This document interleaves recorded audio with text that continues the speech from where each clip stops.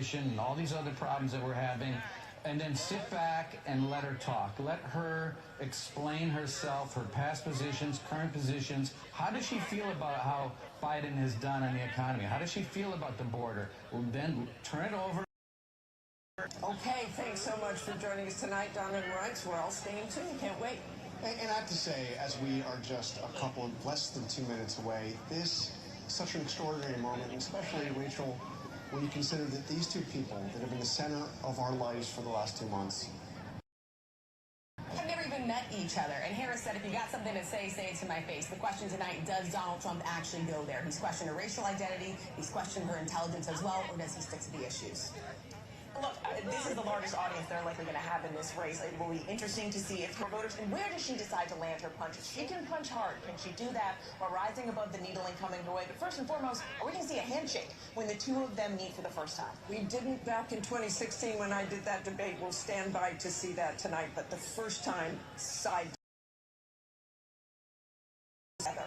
And I have my doubts that we're going to see that handshake, but what we are going to see is a spirited debate and perhaps the most consequential general election debate we have ever seen, because almost certainly going to be the last one. So with the stakes so high, but moments away, we have the entire news division keeping an eye on everything. We are going to be fact-checking on our live blog. It's all going to be happening right here, the debate now, just 10, and we will be back with our post-game show as soon as it's over. We are going to toss it right now to David Muir and Lindsay Lohan.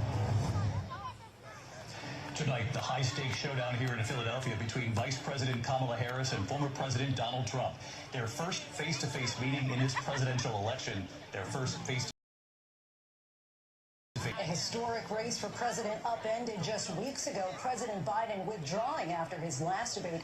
Donald Trump now up against a new opponent. The candidates separated by the smallest of margins, essentially tied in the polls nationally and in the key battlegrounds, including right here in Pennsylvania, all still very much in play. The ABC News presidential debate starts. This is an ABC News special. The most consequential moment of this campaign. Kamala Harris. Donald Trump. We will soon be a great nation again. Face to face. Historic. The ABC initial debate. Here now, David Muir and Lindsay Davis. Good evening, I'm David Muir, and thank you for joining us for tonight's ABC News presidential debate. We want to welcome viewers watching on ABC. Vice President Kamala Harris and President Donald Trump are just moments away from taking the stage in this unprecedented race for president. And I'm Lindsay Davis. Tonight's meeting could be the most consequential event of their campaigns, with Election Day now less than. For Vice President Kamala Harris, this is her first debate since President Biden withdrew from the race on July 21st. Of course, that decision followed his debate against President Donald Trump in June. Since then, this race has taken on an entirely new. Brings us to the rules of tonight's debate. 90 minutes with 2 commercial breaks. No topics or questions have been shared with the campaigns. The candidates will have 2 minutes to answer questions, and this is the clock. That's what they'll be seeing. 2 minutes for rebuttals and 1 minute for follow-up responses. Their microphones will only be turned on when it's their turn to speak. No pre-written notes allowed.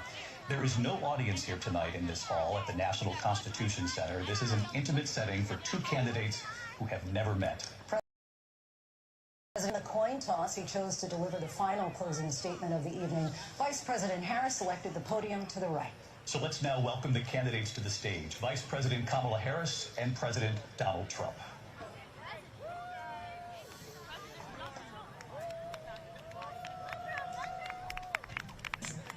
Good debate. Thank you. Welcome to you both. It's wonderful to have you. It's an honor to have you both here tonight. Good evening. We are looking forward to a spirited and thoughtful debate. So let's get started. I want to begin tonight with the issue that voters repeatedly say is their #1 issue, and that is the economy and the cost of living in this country. Vice President Harris, you and President Trump were elected 4 years ago, and your opponent on the stage here tonight often asks his supporters, are you better off 4 years ago? When it comes to the economy, do you believe Americans are better off than they were 4 years ago? So I was raised as a middle-class kid. And I am actually the only person on this stage who has a plan that is about lifting up the middle class and working people. I believe in the ambition, the aspirations, the dreams of the American people. And that is why I imagine and have actually a plan to build what I call an opportunity economy. Because here's the thing. We know that we have homes and housing, and the cost of housing is too expensive for far too many people. We know that young families need support to raise their children, and I intend on extending a tax cut for those families of $6,000, which is the largest that we have given in a long time, so that those young families can afford to buy a crib, buy a car seat, buy clothes for their children. My passion, one of them, is small businesses. My mother raised my sister and me, but there was a woman who helped raise us. We called her mother. She was a small business owner. I love our small businesses. My plan is to give a $50,000 tax deduction to start up small businesses, knowing they are part of the backbone of America's economy. My opponent, on the other hand, is to do what he has done before, which is to provide a tax cut for billionaires and big corporations, which will result in $5 trillion to America's deficit. My opponent has a plan that I call the Trump's sales tax, which would be a 20% tax that you rely on to get through the month. Economists have said that Trump sales tax would actually result for middle-class families in about $4,000 more a year because of his policies and his ideas about what should be the backs of middle-class cuts for billionaires. President Trump, I'll give you 2 minutes. First of all, I have no sales tax. That's an incorrect statement. She knows that. We're doing tariffs on other countries. Other countries are going to finally, after 75 years, pay us back for what we've done for the world. And the tariff will be substantial in some cases. I took in billions and billions of dollars, as you know, from China. In fact, they never took the tariff off because it was so much money they can't. They would totally destroy everything that they've set out to do. Billions of dollars from China and other places, they've left the tariffs on. When I had it, I had tariffs, and yet I had no inflation. Look, we've had a terrible economy because inflation which is really known as a country buster. It breaks up countries. We have inflation like very few people, probably the worst in our nation's history. We were at 21%, but that's being generous because many things are 50, 60, 70, and 80% higher than they were just a few years ago. This has been a disaster for people, for the middle class, but for every class. On top of that, we have people pouring into our country from prisons and jails, from mental institutions and insane asylums, and they're coming in and they're taking jobs that are occupied right now by African Americans and Hispanics, and also unions. Unions are going. And you see what's happening. You see what's happening with towns throughout the United States. You look at Springfield, Ohio. You look at Aurora in Colorado. They are taking over the towns. They're taking over buildings. They're going in. These are the people that she and Biden led into our country, and they're destroying our country. They're dangerous. They're at the highest level of criminality, and we have to get them out. We have to get them out fast. I created one of the greatest economies in the history of our country. I'll do it again. Into immigration and border security during this debate, but I would like to let Vice President Harris respond on the economy here. Well, I would love to. Let's talk about what Donald Trump left us. Donald Trump left us the worst unemployment since the Great. Donald Trump left us the worst public health epidemic in a century. Donald Trump left us the worst attack on our democracy since the Civil War. What we have done is clean up Donald Trump's mess. What we have done and what we have to do is build on what we know are the aspirations and the hopes of the American people. But I'm going to tell you all, in this debate tonight, you're going to hear from the same old tired playbook, a bunch of lies, grievances, and name-calling. What you're going to hear tonight is a detailed and dangerous plan called Project 2025 that the former president intends on implementing if he were elected again.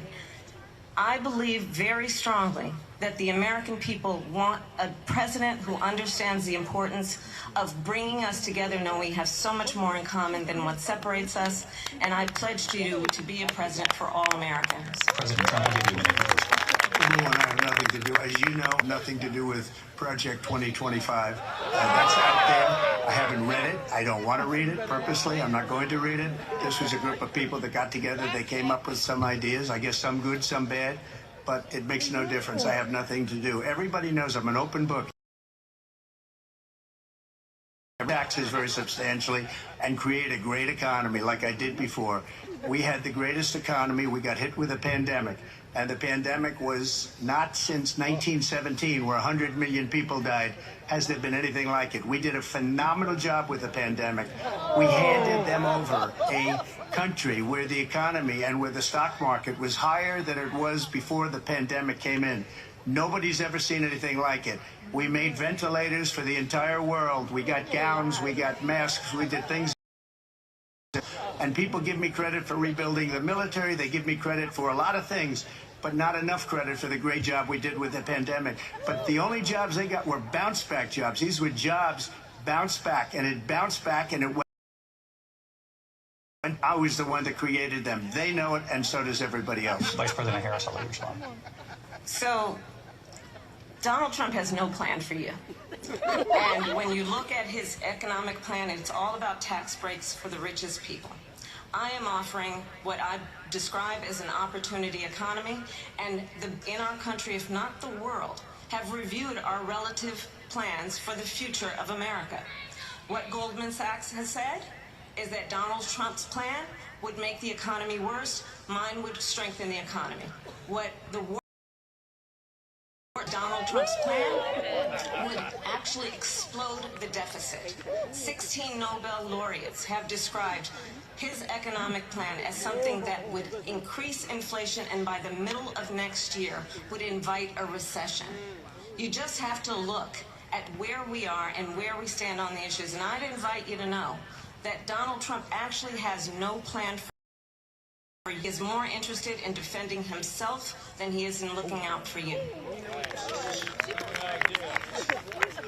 I went to the Wharton School of Finance, and many of those professors, the top professors, think my plan is a brilliant plan. It's a great plan. It's a plan that's going to bring up our worth, our value as a country. It's going to make people want to be able to go and work and create jobs and create a lot of good, solid money for our country.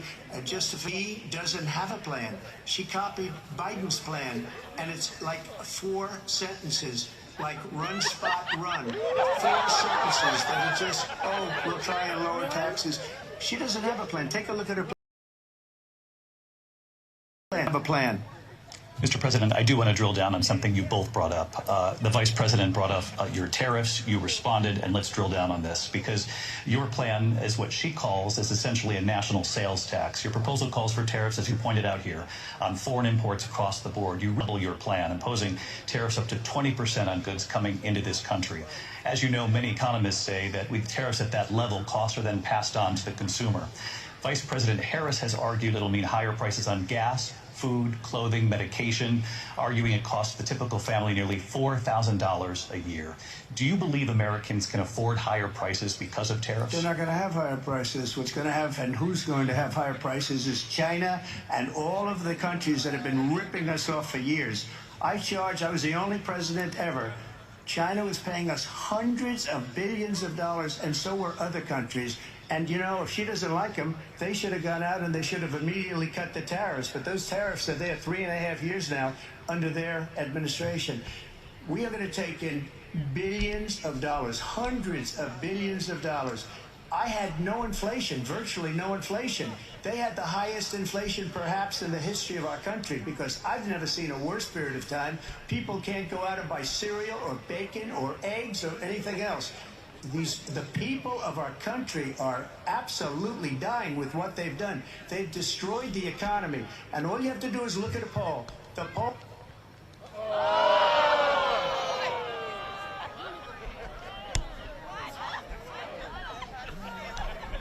say 80 and 85 and even 90% that the Trump economy was great, that their economy was terrible. Vice President Harris, I do want to ask for your response, and you heard what the president said there, because the Biden administration did keep a number of the Trump tariffs in place. So how do you respond?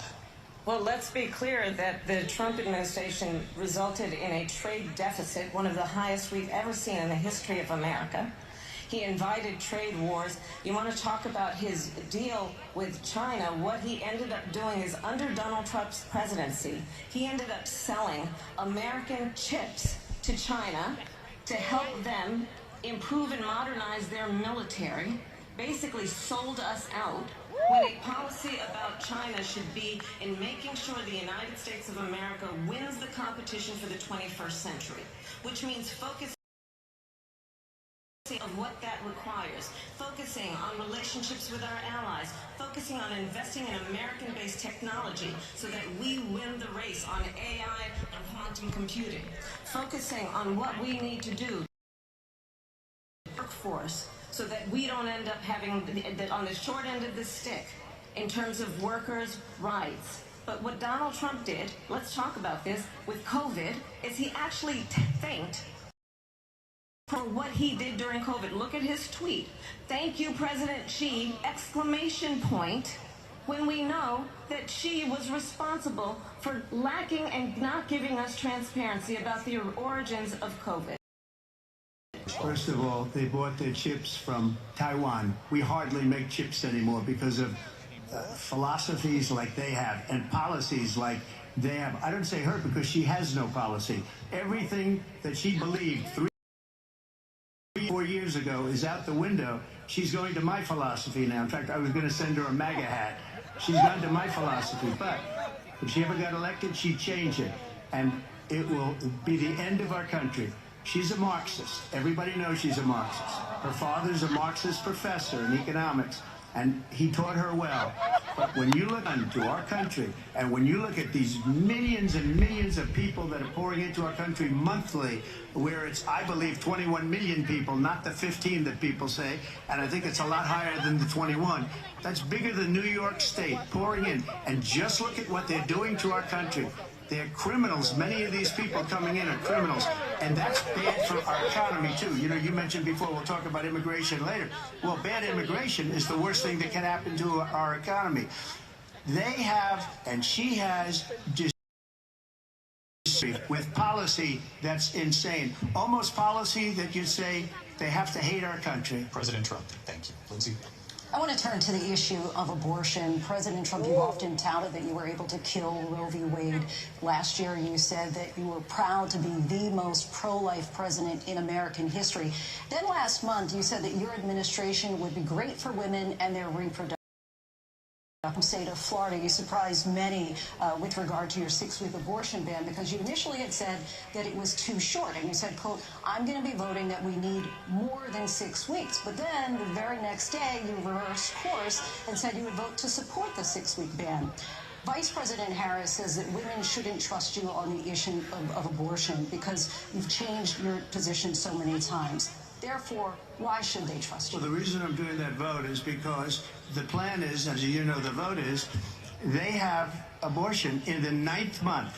They even have, and you can look at the governor of West Virginia, the previous governor of West Virginia, not the current governor, who's doing an excellent job, but the governor before, he said the baby will be born and we will decide what to do with the baby. In other words, we'll execute the baby. And that's why I did that, because that predominates, because they're radical. The Democrats are radical in that. And her vote. So the reason I'm doing that vote is because the plan is, as you know, the vote is, they have abortion in the 9th month. They even have, and you can look at the governor of West Virginia, the previous governor of West Virginia, not the current governor, who's doing an excellent job, but the governor before, he said the baby will be born and we will decide what to do with the baby. In other words, we'll execute the baby. And that's why I did that, because that predominates, because they're radical. The Democrats are radical in that. And her vice presidential pick, which I think was a horrible pick, by the way, for our country, because he is really out of it. But her vice presidential pick says abortion in the 9th month is absolutely fine. He also says execution after birth. It's an execution, no longer abortion, because the baby is born, is okay. And that's not okay with me, hence the vote. But what I did is something for 52 years they've been trying to get Roe v. Wade into the states. And through the genius and heart and strength of 6 Supreme Court justices, we were able to do that. Now, I believe in the exceptions for rape, incest, and life of the mother. I believe strongly in it. Ronald Reagan did also. 85% of Republicans do. Exceptions. Very important. And now states are voting on it. And for the first time, you're going to see, look, this is an issue that's torn our country apart for 52 years. Every legal scholar, every Democrat, liberal, conservative, they all wanted this issue to be brought back to the states where the people could vote. And that's what happened. Now, Ohio, the vote was somewhat liberal. Kansas, the vote was somewhat liberal, much more liberal than people would have thought. But each individual state is voting. It's the vote of the people now. It's not time. I did a great service in doing it. It took courage to do it. And the Supreme Court had great courage in doing it. And I give tremendous credit to those 6 justices. There is no state in this country where it is legal to kill a baby after it's born. Madam Vice President Trump. Well, as I said, you're going to hear a bunch of lies, and that's not actually a fact. Let's understand how we got here. Donald Trump hand-selected 3 members of the United States Supreme Court with the intention that they would undo the protections of Roe v. Wade. And they intended. And now in over 20 states, there are Trump abortion bans, which make it criminal for a doctor or nurse to provide health care. In one state, it provides prison for life. Trump abortion bans that make no exception even for rape and incest. Which understand what that means. A survivor of a crime, a violation of their body, does not have the right to make a decision about what happens to their body next. That is immoral. And abandon their faith or deeply held beliefs to agree. The government, and Donald Trump certainly, should not be telling a woman what to do with her body. I have talked with women around our country. You want to talk about this is what people wanted?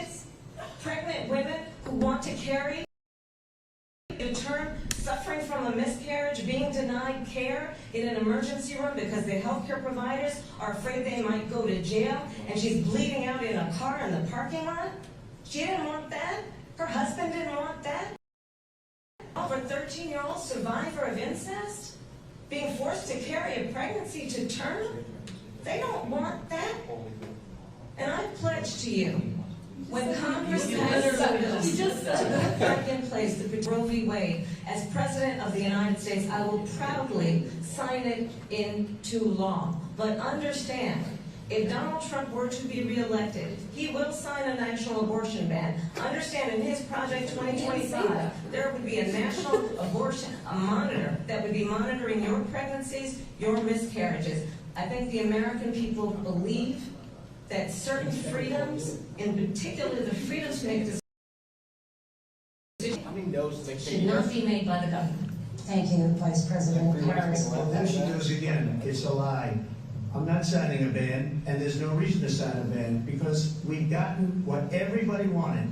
Democrats, Republicans, and everybody else, and wanted it to be brought back into the states. And the states are voting, and it may take a little time, but for 52 years, this issue has torn our country apart.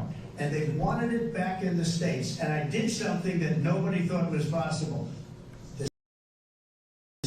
What she says is an absolute lie. And as far as the abortion ban, no, I'm not in favor of abortion ban, but it doesn't matter, because this issue has now been taken over by the states. Would you veto a national? Because again, and 2 things. Number one, she said she'll go back to Congress. She'll never get the vote. It's impossible for her to get the vote, especially now with the 50-50, essentially 50-50 in both Senate and the House.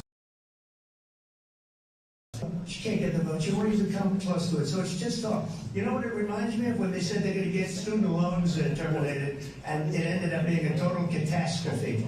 The student loans, and then her, I think probably her boss, If you call him a boss, he spends all his time on the beach. The boss went out and said, a different way. He went out, got rejected again by the Supreme Court. So all these students got taunted with this whole thing about this whole idea.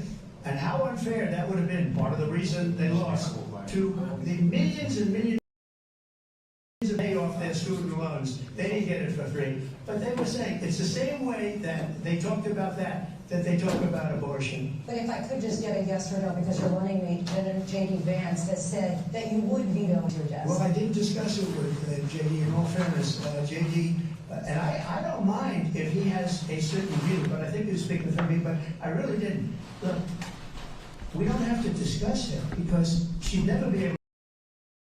They couldn't get student loans. They couldn't get student loans. They didn't even come close to getting student loans. They taunted young people and a lot of other people that had loans. They can never get this approved. So it doesn't matter what she says about going to Congress. We're wonderful. Let's go to Congress. Do it. Is that for years they wanted to get it out of Congress and out of the federal government, and we did something that everybody said couldn't be done. And now you have a vote of the people on abortion. Vice President Harris, I want to give you your time to respond, but I do want to ask, would you support any restrictions on a woman's right to an abortion? I absolutely the protections of Roe v. Wade, and as you rightly mentioned, nowhere in America is a woman carrying a pregnancy to term and asking for an happening. It's insulting to the women of America. And understand what has been happening under Donald Trump's abortion bans. Couples who pray and dream of having a family are being denied. What is happening in our country? Working people, working women who are working 1 or 2 jobs, who can barely afford child care as it is, have to travel to another state to get on a plane sitting next to go and get the health care she needs. Barely can afford to do it, and what you are putting her through is unconscionable. And the people of America have not, the majority of Americans believe in a woman's right to make decisions about her own body, and that is why in every state been on the ballot in red and blue states both. The people of America have voted for freedom. Vice President. Excuse me, I have to respond. Another lie. It's another lie. I have been a leader on IVF, which is fertilization. The IVF, in fact, when they got a very negative decision on IVF from the Alabama courts, I saw the people of Alabama and the legislature 2 days later voted it in. I've been a leader on it. They know that everybody else knows it. I have been a leader on fertilization, IVF. Check. And the other thing, Gary, you should ask. I saw you went to the abortion in the 8th month, 9th month, 7th month. Well,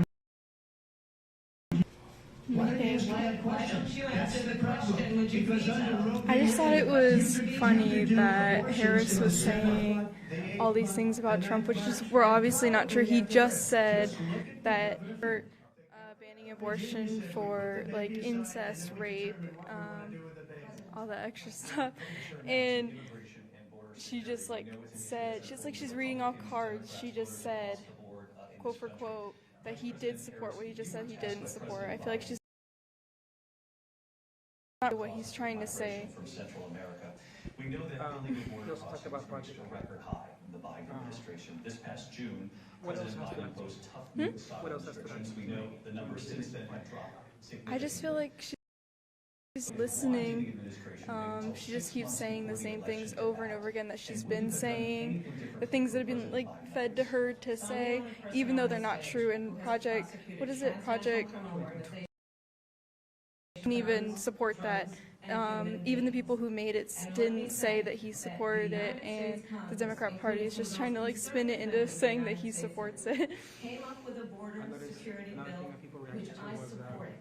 And that 1,500 more border agents on the border to help those folks. Well, COVID obviously like hurt the economy a lot, but Trump tried to leave jobs in the economy would jump back, which we saw that during the Biden presidency, jobs like came back, and they like to claim that that was their doing, but it really wasn't. I think he's doing good. He's really funny. I like what he's saying. He's keeping us all entertained and like listening to what he's saying. What are the things that you like so far he said, the way he responded? I just like that he keeps his word, and he never really changes what he says. He doesn't like waver his opinions in any sort of way. He kind of just sticks to what he believes, and he speaks from what he really thinks. So, in truth, you don't have to keep up with all of your lies, just like Harris is. She's been lying about things. She says things that she doesn't really believe, so she goes back and she changes it. I feel like Trump just sticks to his word, and he always says the same thing. He always like speaks what he believes. So, do you think she's making sense about windmills cause cancer? I don't think she's making sense. I don't think she's saying a whole lot that's like she's really getting her point across. You will not hear him talk about your Alright, thank you. and your desires. Yes. Ella Riker, do you mean to spell it? ELLARIKER. Vice President, I want to get your response. I'm an accounting major.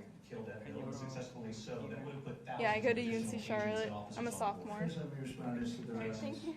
She said people started leaving. People don't go to her rallies. There's no.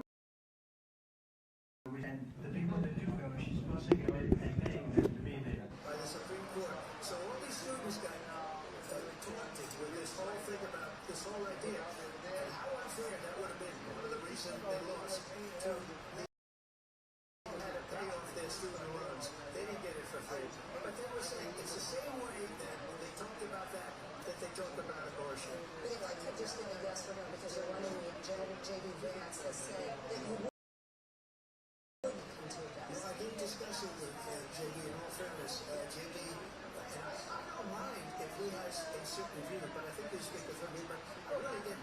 Look, we don't have to discuss it because she never did. She couldn't get student loans. They couldn't get student loans. They didn't come close to getting student loans. They taunted the young people and a lot of other people that had loans. They can never get this approved. So it doesn't matter what she says about going to Congress. They're wonderful. Let's go to Congress, do it.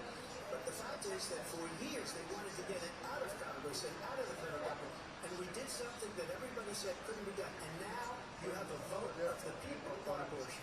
And Vice President Harris, we'll give you your time to respond, but I do want to ask, would you support any restrictions on a woman's right to an abortion?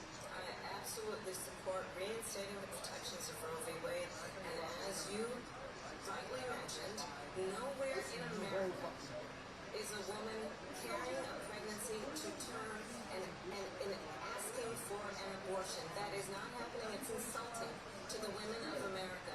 And understand what has been happening under Donald Trump's abortion bans. Couples who pray and dream of having a family are being denied IVF treatments. What is happening in our country? Working people, working women who are working 1 or 2 jobs, who can barely afford child care as it is, have to travel to another state to get on a plane sitting next to strangers to go and get the health care she needs. Barely can afford to do it, and what you are putting her through is unconscionable. And the people of America have not, the majority of Americans believe in a woman's right to make decisions about her own body, and that is why in every state where this issue has been on the ballot, in red and blue states both, the people of America have voted for freedom. Vice President. Excuse me, I have to respond. I'm not a lie. It's not a lie. I have been a leader on IVF, which is fertilization. The IVF, I have been a leader. In fact, when they got a very negative decision on IVF from the Alabama courts, I saw the people of Alabama and the legislature 2 days later voted it in. I've been a leader on it. They know that, and everybody else knows it. I have been a leader on fertilization, IVF. And the other thing, you should ask, will she allow abortion in the 8th month, 9th month, 7th month? Okay, would you do that? Why don't you ask that question? Because under Roe v. you could do abortions in the 7th month, the 8th month, and probably after birth. Just look at the governor, former governor of Virginia. The governor of Virginia said we put the baby aside and then we determine what we want to do with the baby. We're going to turn now to immigration and border security. We know it's an issue that's important to the board in this country.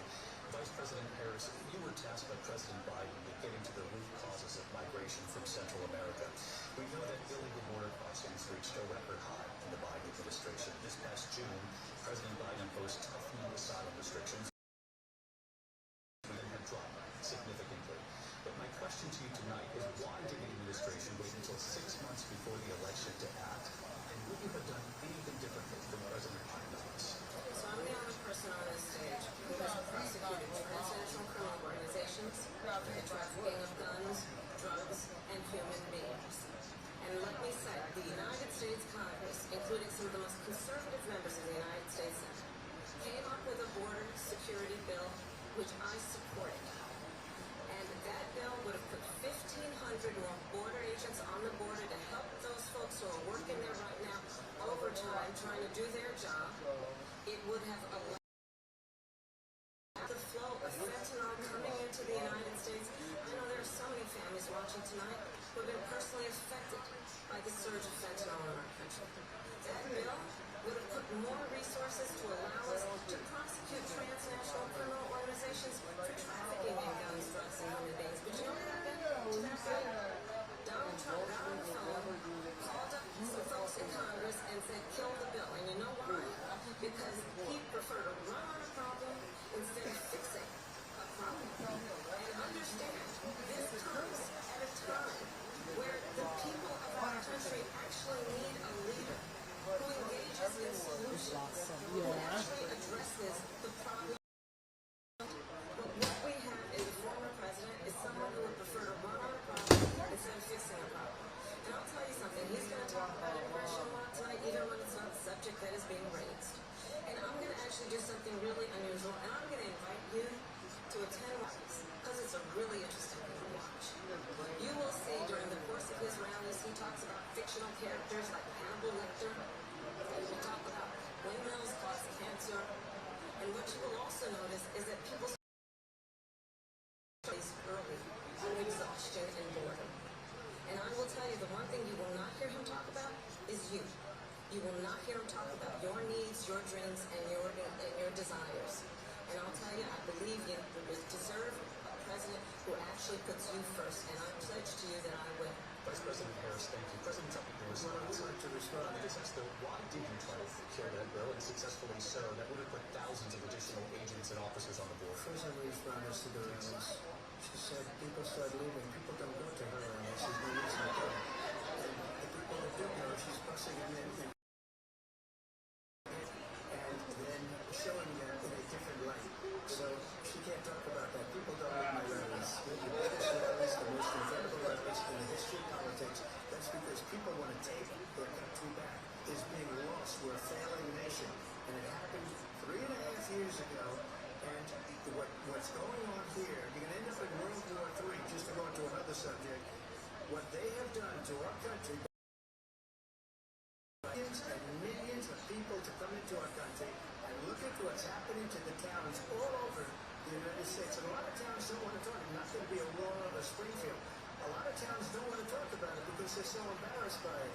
In Springfield, they're eating the dogs, the people that came in, they're eating the pets of the people that live there. And this is what's happening in our country, and it's a shame. As far as rallies are concerned, as far as the reason they go is they like what I say. They want to make America great again. It's a very simple phrase, make America great again. She's destroying this country, and if she becomes president, this country doesn't have a chance of success. Not only success, steroids. I just want to clarify here, you bring up Springfield, Ohio, and ABC News did reach out to the city manager there. He told us there have been no credible reports of specific claims of pets being harmed, injured, or abused by individuals within the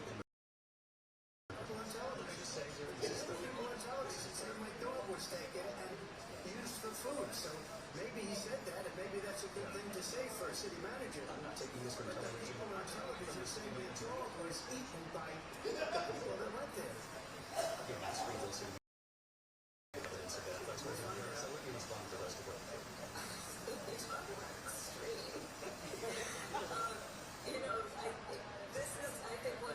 Why in this election I actually have the endorsement of 200 Republicans who have formerly worked with President Bush and John McCain, including the endorsement of former Vice President Dick Cheney and Congressmember Liz Cheney. And if you want to really know the inside track on who the former president is, if we didn't make it clear already, just ask people who have worked with him. His former chief of staff of contempt for the Constitution of the United States. His former national security advisor has said he is dangerous and unfit. His former Secretary of Defense has said the nation, the Republic, another Trump term. And when we listen to this kind of rhetoric, when the issues that affect the American people are not being addressed, I think the choice is clear in this election.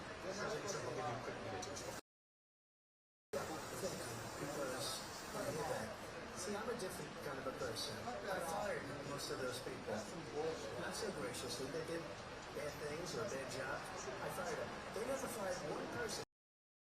Anybody having to do with Afghanistan and the Taliban and the 13 people who were just killed, viciously and violently killed, and I get to know the parents and the family. They didn't fire. They should have fired all those generals, all those, because that was one of the most incompetently handled situations anybody has ever seen. So when somebody does a bad job, I fire him. And you take a guy like Esper. He was no good. I fired him. So he writes a book. Another one writes a book. Because with me, they can write books and nobody else can. They've done such a good job. And they never fire anybody. Look at the economy. Look at the inflation. They didn't fire any of their economists. They have the same people. That's a good way not to have books written about you. But just to finish, I got more votes than any Republican by far. In fact, I got more votes than any president, sitting president in history by far. Let me continue on immigration, because what we want to talk about immigration, let's get back to the deportation proposal that the Vice President has reacted to as well. President Trump, you call this the largest domestic deportation operation in the history of our country. You say you would use the National Guard. You say if things get out of control, you have no problem using the U.S. You also said you would use local police. How would you deport 11 million undocumented immigrants? I know you believe that number is much higher.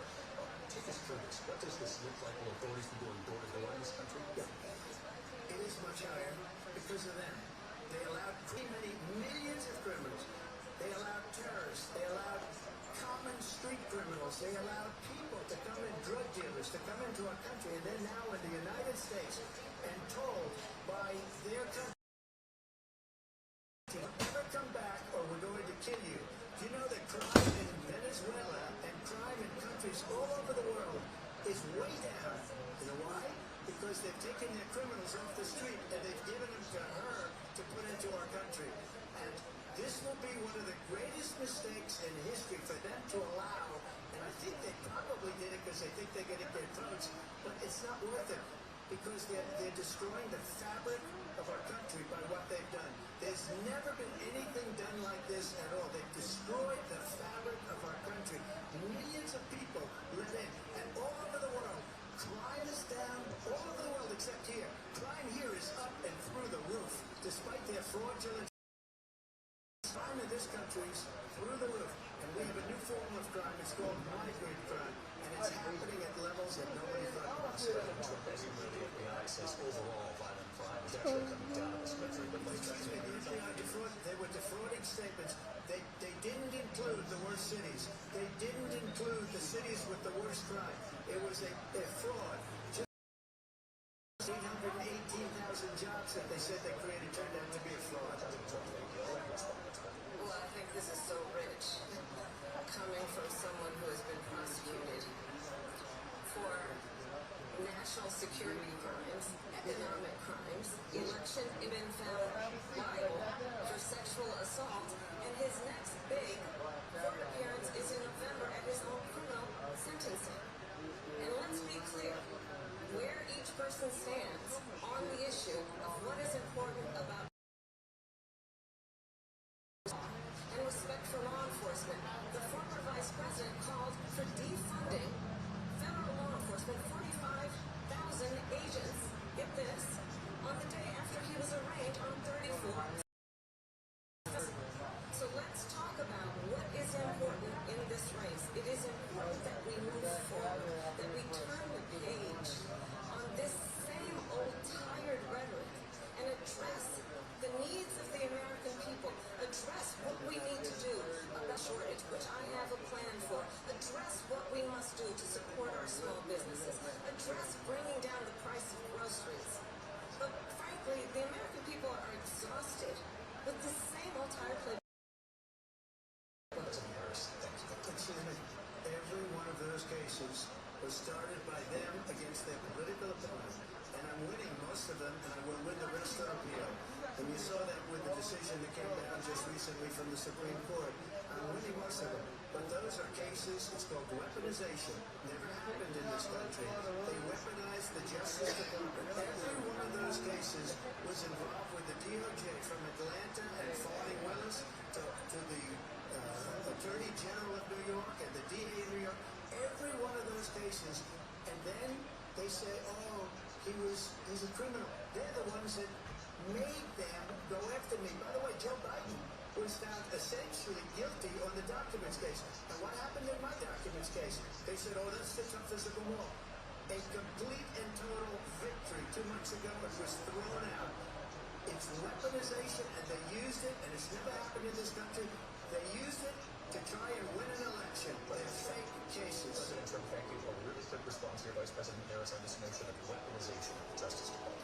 Well, let's talk about extreme and understand the context in which this election in 2024 is taking place.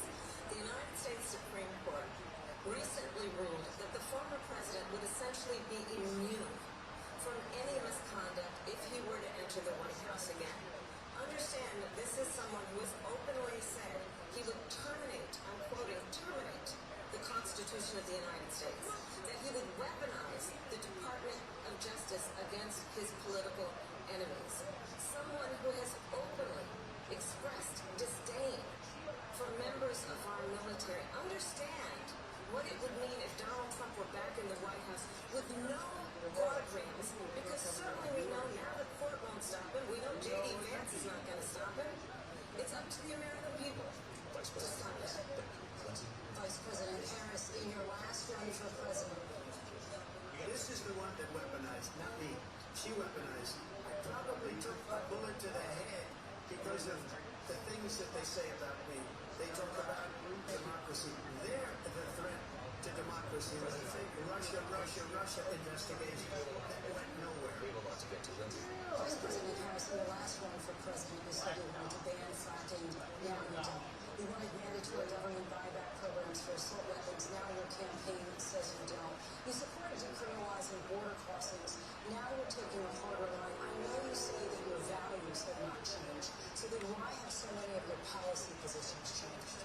So my values have not changed, and I'm going to discuss every one of it, at least every point that you've made. But in particular, let's talk about fracking, because we're here in Pennsylvania. I made that very clear in 2020. I will not. I have not banned fracking as Vice President of the United States, and in fact, I was the tie-breaking vote on the Inflation Reduction Act, which opened new leases for fracking. My position is that we have got to diverse sources of energy so we reduce our reliance on foreign oil. We have had the largest increase in domestic oil production in history because of an approach that does not over-rely on foreign oil. As it relates to my values, let me tell you, I grew up a middle-class kid raised by a hard-working mother who worked and saved and was able to buy our first home when I was a teenager. The values I bring, ownership, no, not everybody got handed $400 million on a silver platter and then filed bankruptcy 6 times.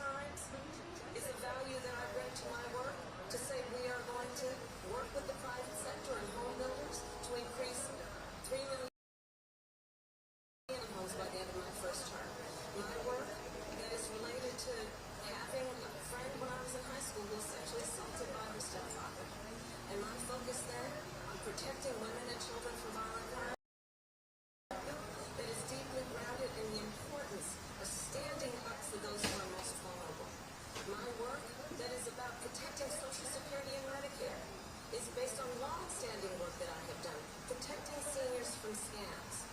My values have not changed. What's important is that there is a president who actually brings values and a perspective that is about lifting people up and not beating people down and name calling.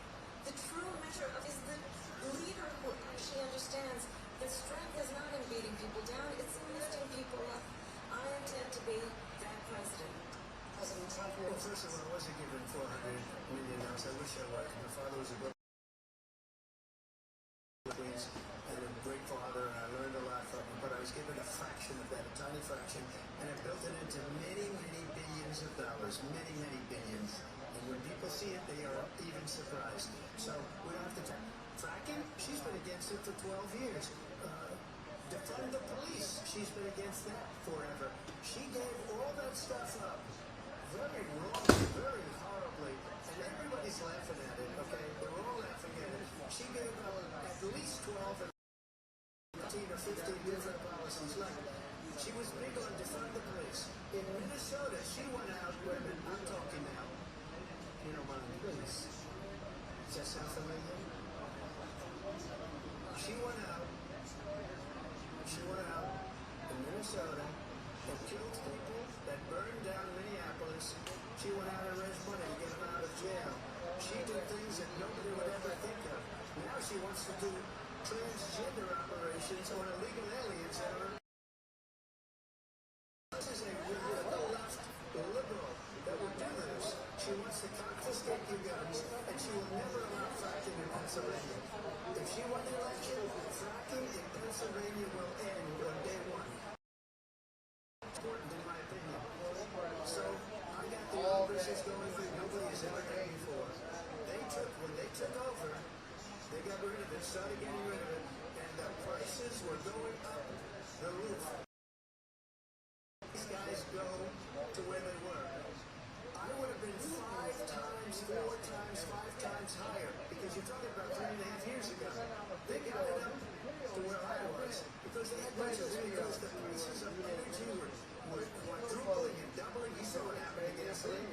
So they said, let's go back to the day after that election, they'll go back to destroying our country, and oil will be dead, fossil fuel will be dead, we'll go back to windmills, and we'll go back to solar, where they need a whole desert to get some energy to come out. You ever see a solar? But they're taking 400, 500 acres of desert soil. These are the things for the environmental shield. Lindsay, thank you. We have an election. Peaceful transfer of power, which of course we all know is a cornerstone of our democracy, and the role of the president in a moment of crisis. Mr. President, on January 6th, you told your supporters to march to the Capitol. You said you would be right there with them. The country and the world saw it play out at the Capitol that day, with officers coming under attack, getting to know us on television off the Oval Office. You did send out tweets, but it was more than 2 hours before you sent out that video message telling your supporters to go home. Is there anything you regret about what you did on that day? You just said a thing that is encouraged peacefully during my speech, not later on. Peacefully and patriotically. And nobody on the other side was killed. Ashley Babbitt was shot by an out-of-control police officer that should have never, ever shot her. It's a disgrace. But we all that have been treated so badly. I ask, what about all the people that are pouring into our country and killing people that she allowed to pour in? She was the border czar, remember that. She was the border czar. She doesn't want to be called the border czar. In fact, she said at the beginning, oh, that's the person I'm talking about before you. That's because she knows what a bad job they've done. What about those people? What are they going to be prosecuted? What are these people from countries all over the world? Coming in from all over the world, David. All over the world. And crime rates are down all over the world because of it. But let me tell you this, David, when are those people going to be prosecuted? What are the people that burned down prosecuted? Or in Seattle, they went into Seattle, they took over a big percentage of the city of Seattle. When are those people going to be prosecuted? Well, let me just ask you, you were the president, you were watching it unfold on television. It's a very simple question as we move forward toward another election. Is there anything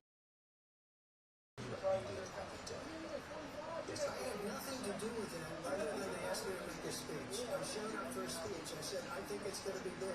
I went to Nancy Pelosi and the mayor of Washington, D.C. back in writing, as you know. I said, you know, this is going to be a very big rally or whatever you want to call it. But again, it wasn't done by me, it was done by others. I said, I'd like to give you 10,000 National Guard or soldiers. They rejected me. It was just 2 weeks ago. Her daughter has a tape of her saying she is fully responsible for what happened. I want to get rid of that tape. It would have never happened if Nancy Pelosi and the mayor of Washington did their jobs. I wasn't responsible for security. Nancy was responsible. She didn't do her job. The question was about the U.S. president, not about former Speaker Pelosi, but I do want Vice President Harris to respond. I was at the Capitol on January 6th. I was the vice president-elect. I was also an acting senator. I was there. On that day, the president of the United States incited a violent mob to attack our nation's capital, to desecrate our nation's capital. On that day, 100 officers were injured, and some died. And understand, the former president has been indicted and impeached for exactly that reason. But this is not an isolated situation. Let's remember Charlottesville, where there was a mob of people carrying tiki torches, spewing anti-Semitic hate. And what did the president then at the time say? There were fine people on each side. Let's remember that was a militia. The president said, the former president said, stand back and stand by. So for everyone watching who remembers what January 6th was, I say to go back. Let's not go back. We're not going back. It's time to turn the page. And if that was a bridge too far for you, well, there is a place in our campaign for you to stand for country, to stand for our democracy, to stand for rule of law, and to end the chaos, and to end the approach that is about attacking the foundations of our democracy because you don't like the. And be clear, on that point, Donald Trump, the candidate, has said in this election there will be a bloodbath.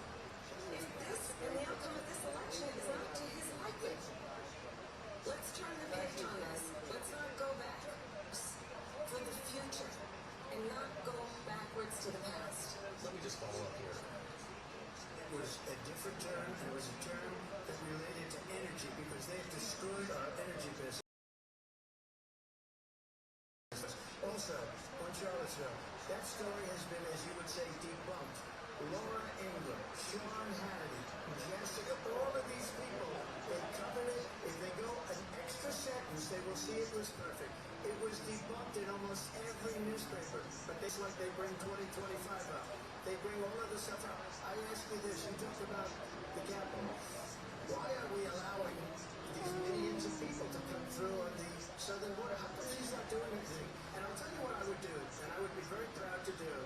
I would say we would debate right now. I'd like to see her go down to Washington, D.C. during this debate because we're wasting a lot of time. Go down to, because it's been so bad, it's so ridiculous. Go down to Washington, D.C. and let her sign a bill to close up the border because they have the right to do it. They don't need the right to do it. The President of the United States, you'll get him out of bed, you'll wake him up at 4 o'clock in the afternoon, and you say, come on down to the office, let's sign a bill. If he signs a bill that the border is closed, all he has to do is phenomenal. If they do that, the border is closed. Those people are killing many people, unlike J6. We talked immigration here tonight. I do want to focus on this next issue both because it really brings us this into focus. These times that we're living in. Mr. President, for 3.5 years after you lost the 2020 election, you repeatedly falsely claimed that you won, many times saying you won in a landslide. In the past couple of weeks leading up to this debate, you have said, quote, you lost by a whisker, that you, quote, didn't quite make it, that you came up a little bit short. Are you now acknowledging that you lost in 2020? Acknowledge everyone. I said this sarcastically. Yes, sir. It was said, oh, we lost by a whisker. That was said sarcastically. much proof. All you have to do is look at it. And they should have sent it back to the legislatures for approval.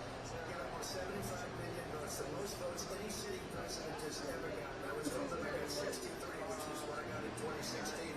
You can't be beaten.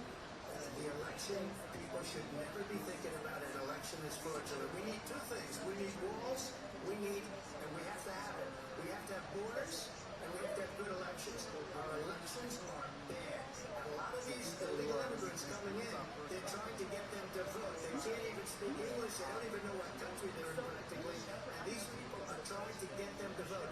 And that's why they're allowing them to come into our country. I did watch all of these pieces of video. I didn't detect the sarcasm, no spy whisper, we didn't quite make it. And we should just point out here as a clarification, you know this, you and your allies, 60 cases in front of many judges, many of them. No judge looked at it, and so they said we didn't have standing. That's the other thing. They said we didn't have standing, a technicality. Can you imagine a system where a person in an election doesn't have standing? The President of the United States doesn't have standing. That's how we lost. If you look at the facts, and I'd love to have you do a special on it, I'll show you Georgia, and I'll show you Wisconsin, and I'll show you Pennsylvania, and I'll show you, we have so many facts and statistics, but you know what? That doesn't matter, because we have to solve the problem that we have right now. That's old news, and the problem that we have right now is we have a nation in decline, and they have put it into decline. We have a nation that is dying there. Mr. President, thank you. Vice President Harris, you heard the President there tonight. He said he didn't say that. Believes he did not lose the election that was won by President Biden and yourself. But I do want to ask you about something that came up in the last couple of days. This was a post from President Trump about this upcoming election just weeks away. He said, when I win, those people who cheated, and then he lists donors, voters, election officials, he says will be prosecuted to the fullest extent of the law, which will include long-term prison sentences. One of your campaign's top lawyers responded saying, we won't let Donald Trump intimidate us, we won't let him suppress the vote. Is that what you believe he's trying to do? Donald Trump was fired by 81 million people. So let's be clear about that. And clearly he is having a very difficult time processing that. To have a president of the United States who attempts, as he did in the past, to upend the will of the voters in a free and fair election. Now I'm going to tell you that I have as President of the United States, and world leaders are laughing at Donald Trump. I have talked with military leaders, some of whom work with you, and they say you're a disgrace. And when you then talk in this way in a presidential debate and deny over and over again are court cases you have lost because you did in fact lose that election, it leads one to believe that perhaps we do not have in the candidate to my right the temperament or the ability to not be confused about fact. That's deeply troubling, and the American people deserve better. Let me just say about world leaders. Victor Orban, one of the most respected men, they call him a strong man. He's smart. Prime Minister of Hungary. They said, why is the whole world blowing up? 3 years ago, was it? Why is it blowing up? He said, because you need Trump back as president. They were afraid. I don't like to use the word afraid, but I'm just quoting him. China was afraid of him. North Korea was afraid of him. Look at what's going on with North Korea, by the way. He said Russia was afraid of him. I ended the Nord Stream 2 pipeline, and they won, but he ended the XL pipeline. The XL pipeline in our country, he ended that. But he let the Russians build a pipeline going all over Europe and heading into Germany, the biggest pipeline in the world. Look. Said it. He said the most respected, most feared person is Donald Trump. We had no problems when Trump was president. But when this weak, pathetic man that you saw at a debate, that if he weren't in that debate, he'd be running instead of her. She got no votes. He got 14 million votes. What you did, you talk about a threat to democracy. He got 14 million votes, and they threw him out of office. And you know what? I'll give you a little secret. He can't stand it. He got 14 million votes. They threw him out. She got 0 votes. And when she ran, she was the first first one to leave because she failed, and now she's running. I think we're going to do very well. Turning out Israel Hamas war and the hostages were still being held Americans in London. Vice President Harris in December, you said, quote, Israel has a right to defend itself, but you added, quote, it matters how. Saying international humanitarian law must be respected. Israel must its civilians. You said that 9 months ago. Now an estimated 40,000 Palestinians were dead. Nearly 100 hostages remain. Just last week, Prime Minister Benjamin Netanyahu said there's not a deal in the making. President Biden has not been able to break through the stalemate. How did you do it? Let's understand what's going on. On October 7th, Hamas, a terrorist organization, slaughtered 1,200 Israelis. Many of them young people who were sick. Women were horribly raped. And so absolutely, I said then, I say now, Israel has a right to defend itself. We would. And how it does so matters. Because it is also true, far too many innocent Palestinian children are lost. What we know is that this war must end. It must end immediately, and the way it will end is we need a ceasefire deal and we need the hostages out. And so we will continue to work around the clock, also understanding that we must chart a course for a two-state solution. And in that solution, there must be security for the Israeli people and Israel, and an equal measure for the Palestinians. But the one thing I will always give Israel the ability to defend itself, in particular as it relates to Iran and any threat that Iran and its proxies pose to Israel. But we must have a two-state solution where we can rebuild Gaza, where it has security, self-determination, and the dignity they so rightly deserve. President Trump, how would you negotiate with Netanyahu and also Hamas in order to get the hostages out and prevent the killing of more innocent civilians in Gaza? If I were president, it would. If I were president, Russia would have never, ever, I know Putin very well, he would have never, and there was no threat of it either, by the way, for 4 years, have gone into Ukraine and killed millions of people when you ended up. Understand what's going on over there. But when she mentions about Israel, all of a sudden, she hates Israel. She wouldn't even meet with Netanyahu when he went to Congress to make a very important speech. She refused to be there. Party of hers. She wanted to go to the sorority party. She hates Israel. If she's president, I believe that Israel will not exist within 2 years from now. I've been putting in her predictions, and I hope I'm wrong about that one. She hates Israel. At the same time, in her own way, Arab population, because the whole place is going to get blown up. Arabs, Jewish people, Israel will be gone. It would have never happened under Donald Trump. Now Iran has $300 billion because they took off all the sanctions that I had.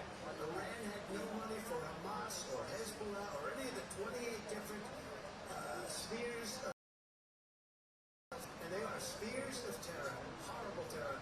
They had no money. It was a big story, and you know it. You covered it very well, actually. They had no money for terror. They were broke. Now they're a rich nation, and now is they're spreading that money around. Look at what's happening with the Houthis and Yemen. Look at what's going on in the Middle East. This would have never happened. I will get that settled and fast, and I'll get the war with Ukraine and Russia ended. If I'm president-elect, I'll get it done becoming president. Vice President Harris says he hate Israel. That's absolutely not true. I have anybody ever call you out on this shit before? Israel and the Israeli people. He knows sir. He's trying to divide, distract from the reality, which is it is very well known that Donald Trump is weak and wrong on national security and foreign policy. It is well known that he admires dictators, wants to be one according to himself. It is well known that he said of Putin that he can do whatever the hell he wants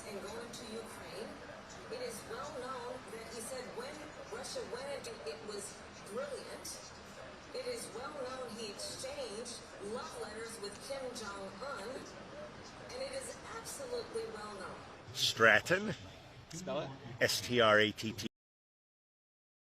How old are you, Doug? I'm 66. Where do you live? I live here in Abington. And are you retired? I am retired, though I drive for a local transportation company. What did you do when you worked full-time? I was a pastor. Oh, a pastor? Yes. Where? In Hatboro.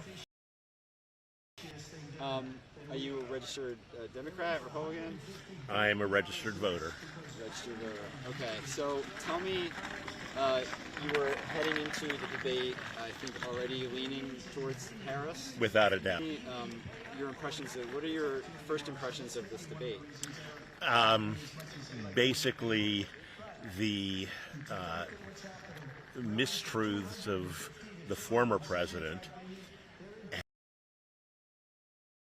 have to convince me that I want to continue and grow the support for Ms. Harris. Her manner of reaching out and presenting her policies has been quite clear. Mr. Trump has done nothing but go back to his same old 3 or 4 statements. So did she exceed? She has exceeded some of my expectations. She's been very clear with the policies that she'd like. I still would like a few more details on how are we going to pay for the $50,000 small business loan credits, but she's well on her way. You were laughing at some of what he was saying, like literally laughing. What was yes, that? I was. What was that? Was that just like unbelievable? Like it was a combination. It was a combination. A combination of what? Of an involuntary laugh and also just a mocking laugh. His statements have been off from reality and truth. That the most likely response is laughter, as the rest of the world laughs at him. Pennsylvania is a swing state, obviously. Yes, it is. So, do you think, and it's going to be, all the polls say it's very, very close here. I understand it. And she's got to appeal to those undecided voters. Mm-hmm. And so does he, quite frankly. They yes. both do. What do you have to do to get those undecided voters? Well, I think what she has done, in my mind, should be sufficient to begin to convince them. The side of that, I actually have a difficult time understanding how people are supporting Mr. Trump at this point. In listening to what I hear, personal defense, not caring about those who are around him, it just is, it leaves me kind of stunned. As a pastor, I can't understand how people who would claim the faith that I do could possibly provide him support. Gotcha. Anything I didn't ask you that you want to add? I think I've probably dug my hole deep enough. Appreciate it. All right, thank you. See you. All right. Air defense, the ammunition, the artillery, the Excuse me. javelins, Yeah. I'm a reporter for the Associated Press. Okay. We'll have to talk to one of you about your impressions of this debate. Well, okay. Let me, yeah, you'll just look at me and not the light. Okay. What's your name? Robert Dixon. R-O-B-E-R-T? Correct. D-I-X-O-N? Correct. Okay, and how old are you, Mr. Dixon? How old am I? Yeah. 76. 76. Yes. Are you from Abington? No, I'm from right outside Mount Airy, Philadelphia. I'm a member of the church here. I'm a deacon at the church here. Are you retired? Semi. I'm an attorney, so we never retire. You're an attorney? Okay. Yeah. Are you a Democrat, Republican? Democrat. Okay. And who are you leaning towards? Do you know who you're going to vote? Yeah. Harris. The other man's incompetent, and he's tried to take over the country. You can't do that. You can't have that. You know, you just have to stand up. Some things you don't do. Let's turn it over here. Okay. Away from. Okay. How do you think the debate has gone? Well, listen, as I expected, I think Donald Trump has done a lot of lying. He had his own mind, you know, his own set of facts on everything, and he's sticking to them pretty much.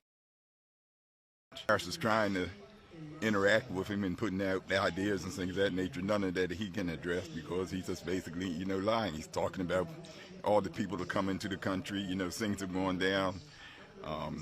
We recovered from a horrible COVID pandemic, which he helped precipitate by his complete failure to handle it properly.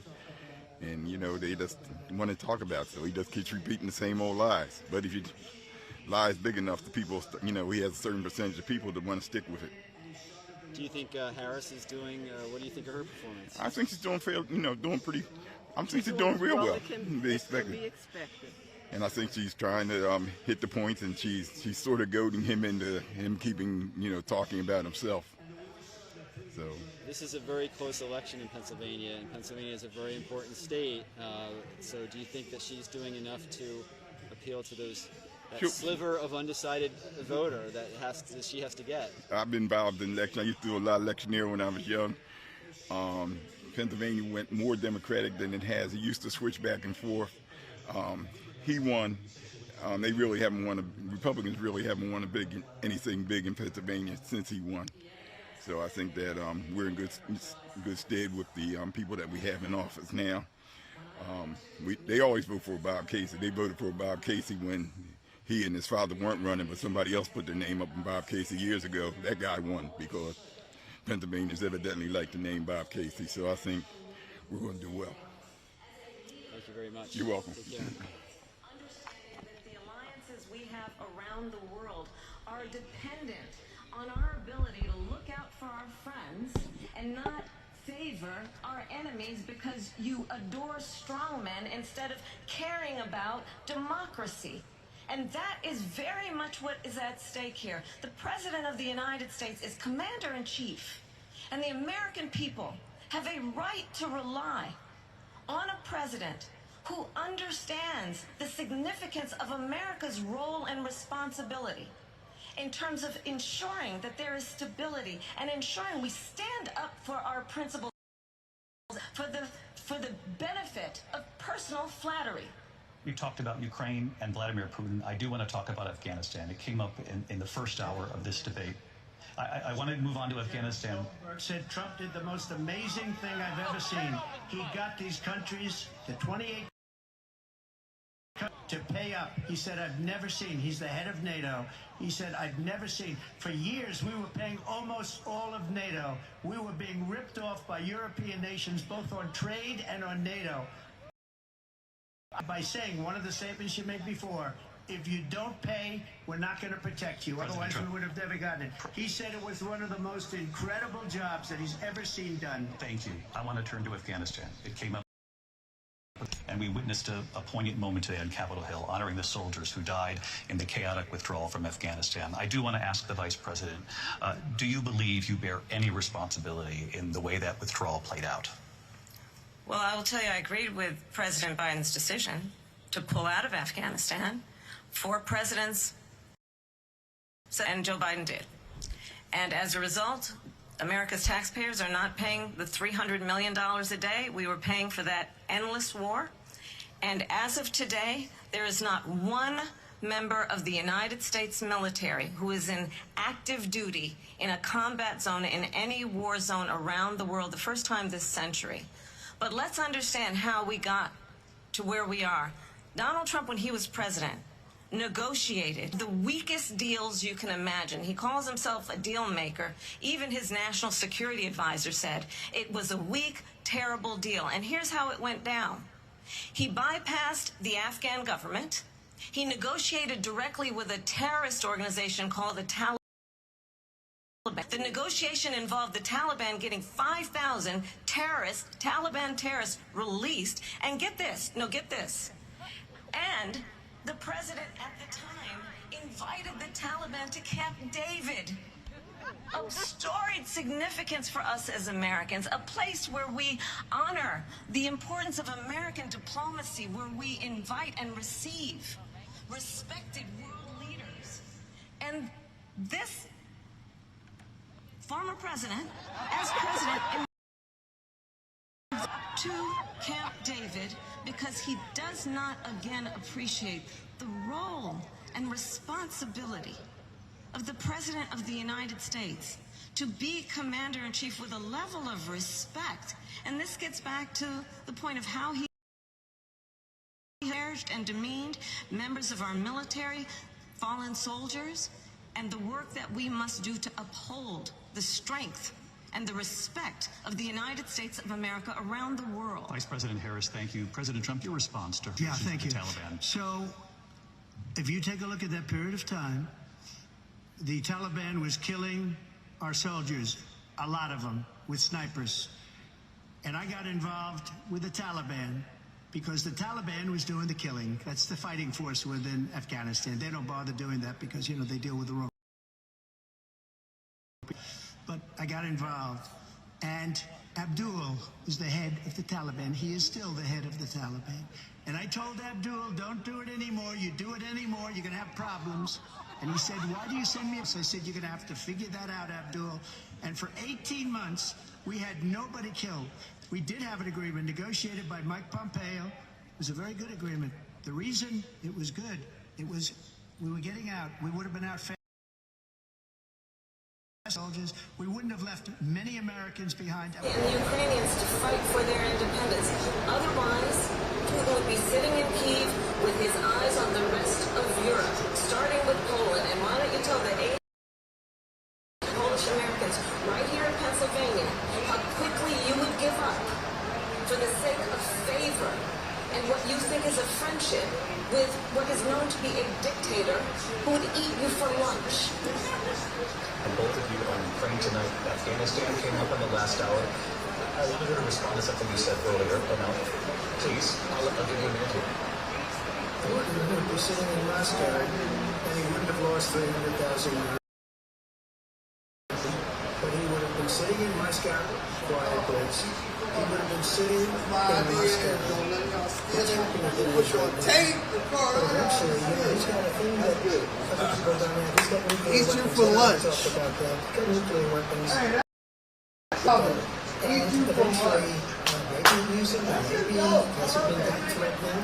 But he does have that. Something we don't like to talk about. Nobody likes to talk about it. But just so you understand, they sent her to negotiate peace before this war started. 3 days later, started the war because everything they said was weak and stupid.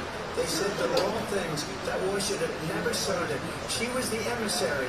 They sent her in to negotiate with Zelensky and Putin, and she did. And the war started 3 days later. And that's the kind of her. She's worse than Biden. In my opinion, I think he's the worst president in the history of our country. She goes down as the worst vice president in the history of our country. But let me tell you something. She is a horrible negotiator. They sent her in to negotiate as soon as they left to do the invasion. President Trump, you did bring up something with Vladimir Putin. Vice President Harris, have you ever met Vladimir Putin? Can you clarify tonight? Yet again, I said at the beginning, we did a bunch of last time, and that is another one. When I went to meet with President Zelensky, I met with him over 5 times. The reality is, it has been about standing as a leader, upholding international rules and norms, as a leader who shows strength, understanding that the alliances we have around the world are dependent on our ability to look out for our friends and not favor our enemies because human instead of caring about democracy. And that is very much what is at stake here. The President of the United States is Commander-in-Chief, and the American people have a right to rely on a president who understands of America's role and responsibility in terms of ensuring that there is stability and ensuring we stand up for our principles and not sell them for the benefit of personal flattery. We talked about Ukraine and Vladimir first hour of this debate. I want to move on to Afghanistan. Said Trump did the most amazing thing I've ever seen. He got these countries, the 28 countries at the time, to pay up. He said, I've never seen. For years, we were paying almost all of NATO. We were being ripped off by European nations, both on trade and on NATO. I got them to pay up. I say, one of the statements you made before, if you don't pay, we're not going to protect you. Otherwise, we would have never gotten it. He said it was one of the most incredible jobs that he's ever seen done. Thank you. I want to turn to Afghanistan. It came up in the first hour of the debate, and we witnessed a poignant momentary caliber honoring the soldiers who withdraw from Afghanistan. I do want to ask the Vice President, do you believe you bear any responsibility in the way that withdrawal played out? Well, I will tell you, I agree with President Biden's decision to pull out of Afghanistan. 4 presidents said they would, and Joe Biden did. And as a result, America's taxpayers are not paying the $300 million a day we were paying for that endless war. And as of today, there is not one member of the military who is in active duty in a combat zone in any war zone around the world, the first time this century. But let's understand how we got to where we are. Donald Trump, when he was president, negotiated one of the weakest deals you can imagine. He calls himself a deal, but a security advisor said it was a weak, terrible deal. And here's how it went down. He bypassed the Afghan government. He negotiated directly with a terrorist organization called the Taliban. That involved the Taliban getting 5,000 Taliban terrorists released. And get this, And the president at the time invited the Taliban to Camp David, of storied significance for us as Americans, a place where we honor the importance of American diplomacy, where we invite and receive respected world leaders. And this former president, as a president, invited them to Camp. Does not again appreciate the role and responsibility of the President of the United States to be a commander-in-chief with a level of respect. And this gets back to the point of how he has consistently disparaged and demeaned members of fallen soldiers and the work that we must do to uphold the strength and the respect of the United States of America around the world. Vice President Harris, thank you. President Trump, your response to her saying that we began the negotiations with the Taliban. So, if you take a look at that period of time, the Taliban was killing our soldiers, a lot of them, with snipers. With the Taliban, because the Taliban was doing the killing. That's the fighting force within Afghanistan. They don't bother doing that because they deal with the wrong people all the time. But I got involved, and Abdul was the head of the Taliban, the head of the Taliban. And I told Abdul, don't do it anymore. You do it anymore, you're going to have problems. And he said, why do you send me a picture of my house? I said, you're going to have to figure that out, Abdul. And for 18 months, we had nobody killed. We did have an agreement. It was a very good agreement. The reason it was good, it was when we were getting out, we would have been out faster than them, but we wouldn't have lost the soldiers. We wouldn't have left many Americans behind that. We wouldn't have left $85 billion worth of brand new military equipment behind. And just to finish, they blew it. The agreement said you have to do this, and they didn't do it. They didn't do it. The agreement was to us because they didn't do what they were supposed to do. And these people did the worst withdrawal, and in my opinion, the most embarrassing moment in the history of our country. And by the way, that's why Russia attacked Ukraine, because they saw how incompetent she. President Trump, thank you. I want to move on now to race and politics in this country. Mr. President, you recently said of Vice President Harris, quote, I didn't know she was black until a number of years ago, but she happened to turn black, and now she wants to be known. I want to ask a bigger picture question here tonight. Why do you believe it's appropriate to weigh in on the racial identity of your opponent? I don't care what she is. I don't care. You make a big deal out of something, I couldn't care less. Whatever she wants to be is okay with me. I don't know. I mean, all I can say is I read that she was not black. That she put out. And I'll say that. And then I read that she was black. And that's okay. Either one was okay with me. That's up to her. That's up to her. I think it's, I mean, honestly, I think that we have someone who wants to be president who has consistently, over the course of his career, attempted to use race to divide the American people. You know, I do believe that the vast majority of us know that we have so much more in common than what separates us, and we don't want this kind of approach that is just constantly trying to divide us, and especially by race. And let's remember how Donald Trump started. He was land, he owned buildings, and he was investigated because he refused to rent property to black families. Let's remember, this is the same individual who took out a full-page ad in the New York Times calling for the execution of 5 young black and Latino boys who were innocent, the Central Park 5. Took out a full-page ad calling for their execution. This is the same individual who spread birther lies about the first black president of the United States. And I think the American people want better than that. Want better than this. Want someone who understands, as I do, I travel our country. We see in each other a friend. We see in each other a neighbor. We don't want a leader who is constantly trying to have Americans point their fingers at each other. I meet with people all the time who tell me, can we please just have discourse about how we're going to invest in the aspirations and the ambitions and the dreams of the American people? Knowing that regardless of people's color or the language their grandmother speaks, we all have the same dreams and aspirations and want a president who invests in those, not in hate and division. President Trump, this is now your 3rd time. This is the most divisive presidency in the history of our country.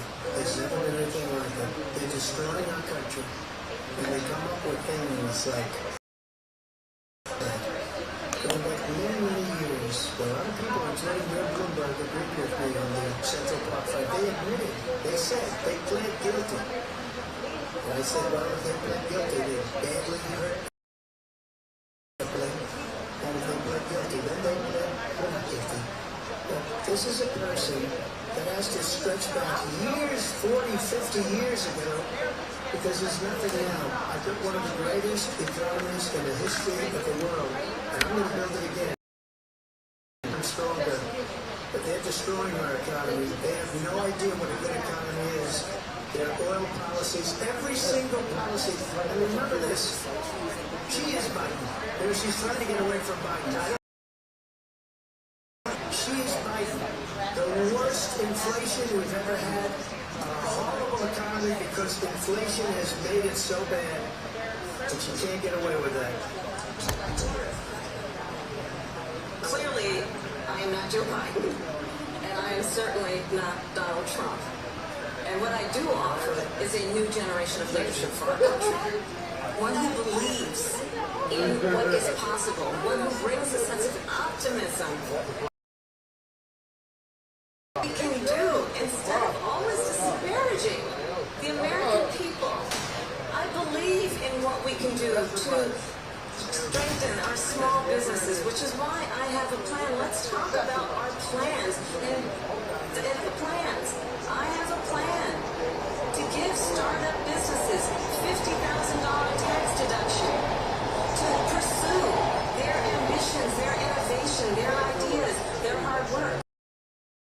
Plan $6,000 for young families for the first year of your child's life to help you in that most critical stage of your child's development. I have a plan that is about allowing people to be able to pursue what has been fleeting in terms of the American dream by offering a help with down payment of $25,000 down payment assistance for first-time home buyers. That's the kind of conversation, I believe, David, that people really want tonight, as opposed to a conversation that is constantly about belittling and name-calling. Let's turn the page. Vice President Harris, thank you. Let's turn to policy. Let's turn to policy. Let's turn to policy, please. To defund the police, she has a plan to confiscate everybody's gun. She has a plan to not allow fracking in Pennsylvania or anywhere else.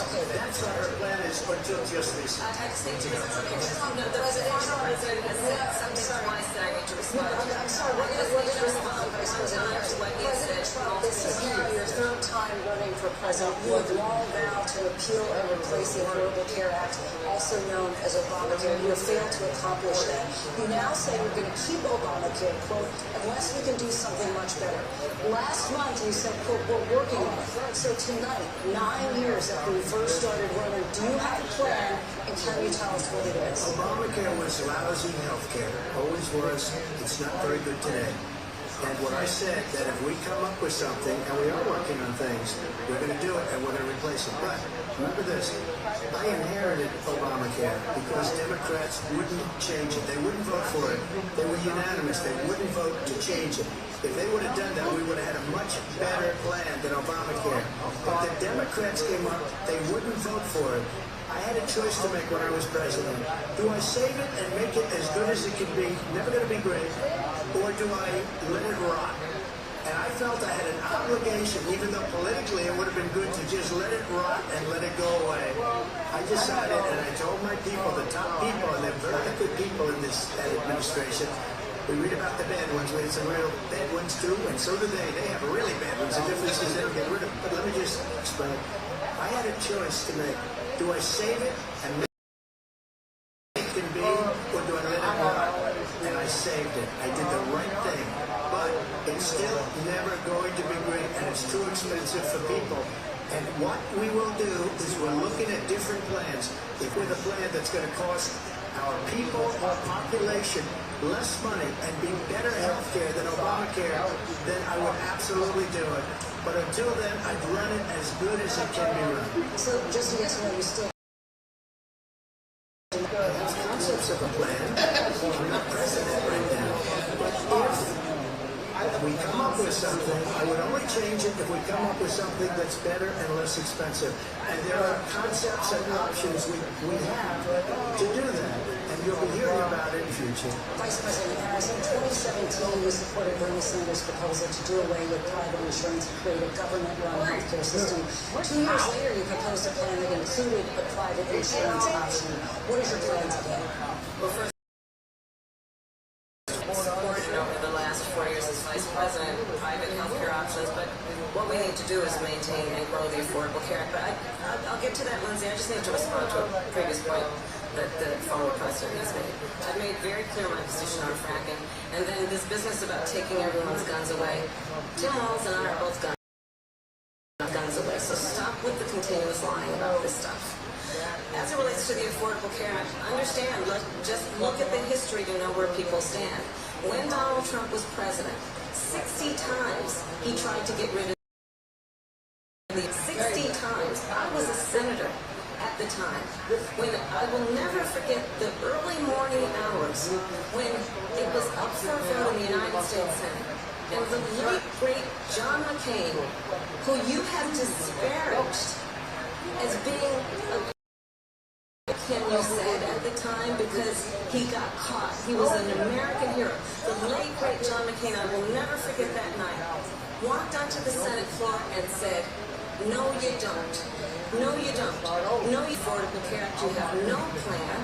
And what the Affordable Care Act has done is eliminate the ability of insurance companies to deny people with pre-existing conditions. I don't have to tell people watching tonight, you remember what that was like? Insurance company could deny if a child had asthma, if someone was a breast cancer survivor, if a grandparent had diabetes. And thankfully, that because I've been vice president and we, over the last 4 years, have strengthened the Affordable Care and the first time Medicare to negotiate drug prices on behalf of you, the American people. Donald Trump said he was going to allow Medicare to negotiate drug prices. He never did. We did. And now we have capped the cost of insulin at $35 a month. Since I've been vice president, we have capped the cost of prescription medication for seniors at $2. And when I am president, we will do that for all people, understanding that the value I bring to this is that access to health care should be a right and not just a privilege of those who can afford it. And the plan has to be to strengthen the Affordable Care Act, not get rid of it.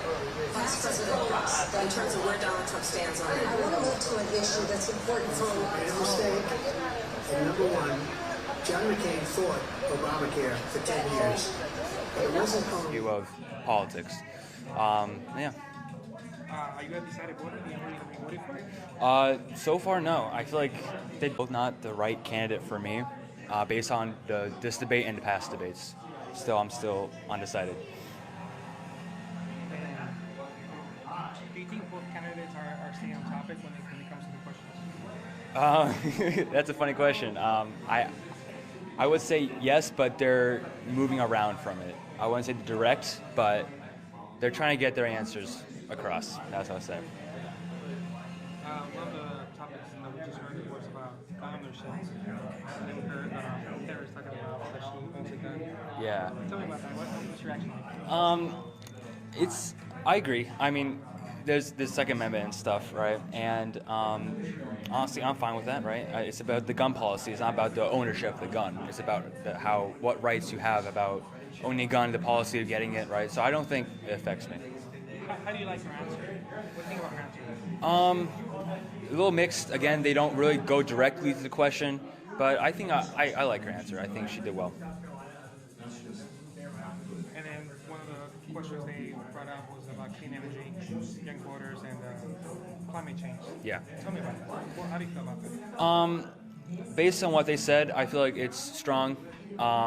But again, neither candidate, I feel like, engaged me in a way for me to, agree with them. I do agree that we should, spend more time on clean energy and develop more technologies to beat that. And yeah, what was the other question again? Like the other part? The other thing they brought up was healthcare. Healthcare. Healthcare, that he didn't have a concrete plan at this moment. Well, about healthcare, again, I didn't really do much research about it, but I think that they have both great plans. It depends on, if it goes right, oh well. He said that Obamacare is too expensive for people. Do you think he was making a good case on that? Not really having a plan so far for him, or what do you think? Too expensive? I mean, again, I don't really know much information about it. I mean, I just got into politics, I would say, but I feel like if I learned more and understood more and focused and learned about it more, it would be beneficial. Do you think the moderators are doing a good job tonight? Sorry? Do you think the moderators are doing a good job tonight? I think all the interrupting, I feel like if I was a moderator, I couldn't handle it. Just very last question. What else from everything they've said tonight? What stands out? One that is focused on the future. What stands out? And the other that Honestly, for me, is about the crowd, right? And I come from a different perspective, right? And the reason I'm here is to learn different, broaden my experience with politics. And honestly, I feel like debates are generally still the same throughout all 3 debates in the past years. I feel like they're all the same. And yeah, they're just people trying to get their point across. Final question. They're getting to final closing statements right now. Who do you think has performed so far? I feel like, question-wise, I feel like Harris was more direct with her answers and questions, while Trump was trying to bounce around the question and not really direct. But so I feel like Harris did a better job than Trump. In what we can do together. Do the answers tonight, the performance tonight, change the way you see them, or pretty much the same? Say the same. Again, they're both politicians, right? I don't feel, again, they're not really direct. There's always obviously lies between, and I feel like they did not change my opinion at all. And what city do you live in? I live in Waxhaw, North Carolina. problem. Thank you. Government tell her what to do. I'll tell you, I started my career as a prosecutor. I was an attorney general, a United States senator, and now vice president. I only have one client, the people. And I'll tell you, as a prosecutor, I never asked a victim or a witness, are you a Republican or a Democrat? The only thing I ever asked them, are you okay? And that's the kind of president we need right now. Someone who cares about you and is not putting themselves first. I intend to be a president for all Americans. Focus on what we can do over the next 10 and 20 years to build back up our country by investing right now in you, the American people. Vice President Harris, thank you. President Trump. So she just started by saying she's going to do this, she's going to do that, she's going to do.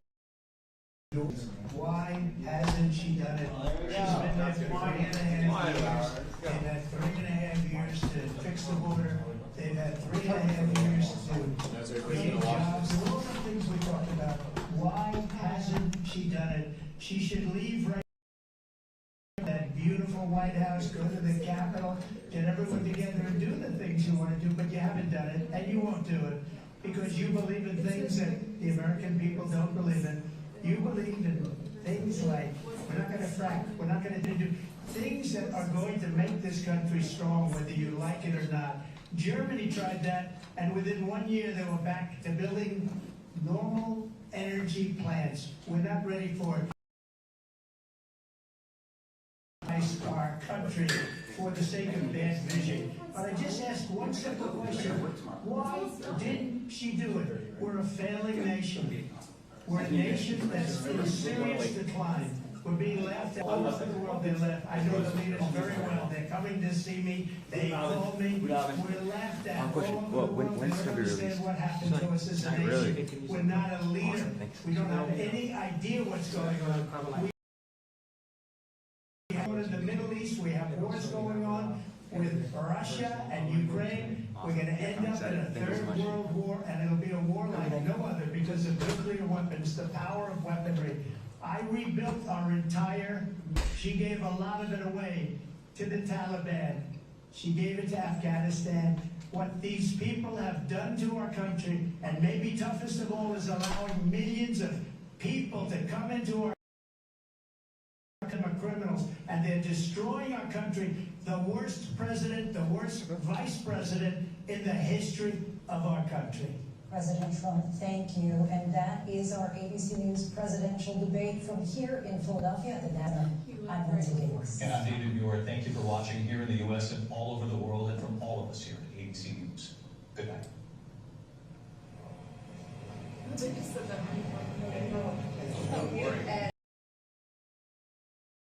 Live on ABC with our post-debate comments on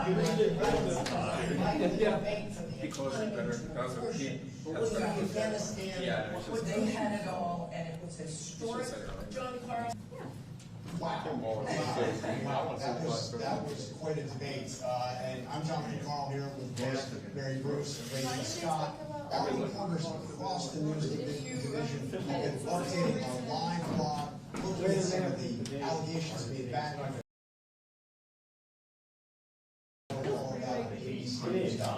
but I would like to replay the moment at the very start of this debate because it was quite a moment. The handshake. Thank you. I mean, first of all, we hadn't seen it.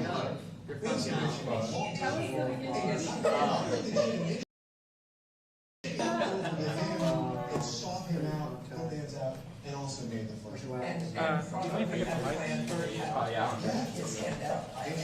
So not the bottom line. All right. I think trying to get to a Discord. Clearly, the candidate of the future. Donald Trump seemed angry, which is I think we saw him going from very serious at the beginning, never really seemed to look at really yellow at some points, trying to make his point. I don't think there were a lot of policy and plans on either side of that. I'm gonna go on this side because people will be sitting on this. separates us, and we can chart a new way forward. And a vision of that includes having a plan, understanding the aspirations, the dreams, of the American people, which is why I intend to create an opportunity economy, investing in small businesses, in new families, in what we can do around protecting seniors. It's about giving hardworking folks a break and bringing down the cost of living. I believe in what we can do together. That is about sustaining America's standing in the world and ensuring that we have the respect we deserve, including respecting our military and ensuring we have the most lethal fighting force. Not just angry, but also loud. And in contrast, Harris, who again, most of the world doesn't know, Harris looked like she belonged on the stage, looked like she is somebody that can serve as president. And that is certainly how the campaign is feeling tonight. I can tell you the Harris campaign feels very good. They feel they had a very strong night, that she wasn't coming, that she did look presidential, and that she was able to hold Donald Trump accountable for his actions. And of course, that was their goal going into this, that she would be able to put Donald Trump's record under a microscope. And they feel that the strongest example of that is that exchange on abortion, where she was able really to his face. I mean, she said, what are women? Check. Perfect. Can we start by getting your full name? Yeah. Ryan Hughes, RyanHughes. And tell me, how old are you and where do you live? I am 26. Do you mind taking a small step back? Yeah. There you go. Tell me, what do you make of tonight's debate? I thought it was definitely, I don't know how much it's going to move the needle for anybody that still hasn't made a decision yet. I thought they both had good moments, both had bad moments. Particularly with Trump, I think that he got baited a couple times with some of her personal jabs, like his rally sizes, people leaving his rally early. She brought that up, I thought, during the abortion segment. During the immigration segment, knowing that that's kind of a weak spot for her.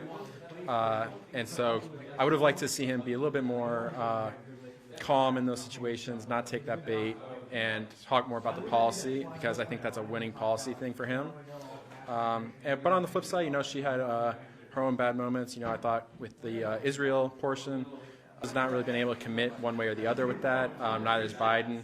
And I think it's important, when you have a war like that, you need to commit to one side or the other and not try to both sides it, because what you end up doing is alienating both of them. And tell me about just yourself. Are you voting for him, or where are you? Yeah, I would consider myself a Trump voter. I'm definitely a Republican first, rather than a Trump supporter first. But I was satisfied with his job during his first term. I thought he was going to easily win re-election until COVID came along. And that's of the world, really. But I'm a political science major. I'm very into politics. I lived in D.C. for a while, worked up there in Congress. So, I've seen firsthand how government can operate. And I think Trump is a good leader to have. He said it during the debate. He's an open book. Like, you never have to really guess what he's thinking. That's kind of a double-edged sword, because sometimes it gets him in trouble. But I'd rather have that as my leader than somebody where I'm not sure what they're standing on in certain issues. With him, there's no question of where he stands on every issue. Do you think both candidates stayed on topic, or do you think maybe? I think they both, like I said, they both kind of had their moments. I think she probably stayed on topic a little bit better than him. He, like I said, took the rally size comments. But, it wasn't super off script or super out of left field in a lot of the things. So I think they both did a fairly good job of that. But I'll give her credit for that. She more than he did. As far as the moderators, how do you think they did tonight? I thought they were fairly good. They started to kind of fact check just him, I noticed. They didn't really do that to her, although she had some kind of blatant lies. But, overall, I think they did well. It was interesting with the muting, because I had heard before that as soon as they were done speaking, the microphones could be muted, like the CNN debate, but that sort of seemed to not be the case, where they kind of were able to bargain with the moderators, like, oh, well, I just need to reply to that real fast, just give me 1 minute, and they caved in each time, which I'm fine with. They cave in each time because it gives both the candidates the chances. So overall, they probably got a B from me if I had to grade them on an A to F scale. I think they did fine. They could have been a little better, but nothing groundbreaking. They kind of tied climate. Tell me about that. How do you feel about that? I think climate change is real. I think anybody that's denying it at this point just isn't looking at the facts. Where I kind of differ is I don't think America is as responsible in the climate problem as Kamala might think we are, such as China, who has triple our population and virtually no regulations on the environment. That's where a lot of the climate issue is coming from. It's a worldwide issue. It's not an American issue. So, as far as